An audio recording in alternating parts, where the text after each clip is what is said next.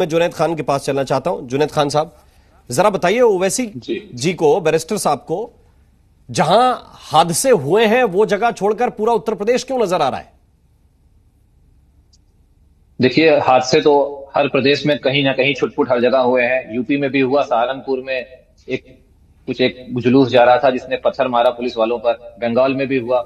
हादसों पे चर्चा नहीं की। ओवैसी साहब ने कहा कि जो उत्तर प्रदेश के जो शासन है और जो उत्तर प्रदेश के मुखिया हैं, इन लोगों ने जिस तरीके से माहौल को बिगाड़ने की कोशिश करी थी 4-5 दिन पहले, जिस तरीके से बयान दिया था, उसको उत्तर प्रदेश की जनता ने एकदम सिरे से नकार दिया। उन्होंने भाईचारे का पैगाम दिया।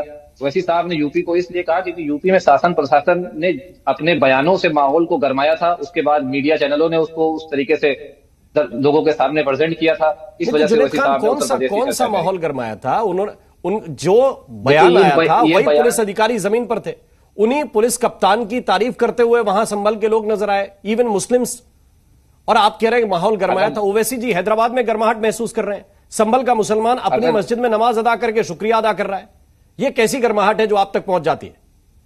अगर बयान में कोई कमी नहीं थी तो फिर वहां संभल के डीएम को क्यों ये निर्देश देना पड़ा कि उनके बिना अनुमति के लोग अब पब्लिक में अधिकारी जो है बयान नहीं देंगे? कुछ तो कमी थी, तभी तो उन्होंने ये निर्देश दिया। वरना तो कह देते कि बयान में कोई कमी नहीं, जो जैसा है सब सही चलने देते। अरे जुनैद खान साहब, अगर आपने नहीं सुना तो कल फिर उन्होंने बयान दिया, आज फिर उन्होंने बयान दिया, रोज बयान दे रहे हैं। लेकिन मसला यह है कि आपको गर्माहट वहां महसूस हो रही है क्योंकि आपको लग रहा है कि कुछ फसाद के लिए पॉइंट नहीं मिल रहा है, तो ठीक है हैदराबाद से अब कुछ निकलेगा कुछ। भाई मैं बता रहा हूं ना, संभल में जब जुमे की नमाज हुई, हमारे रिपोर्टर वहीं थे।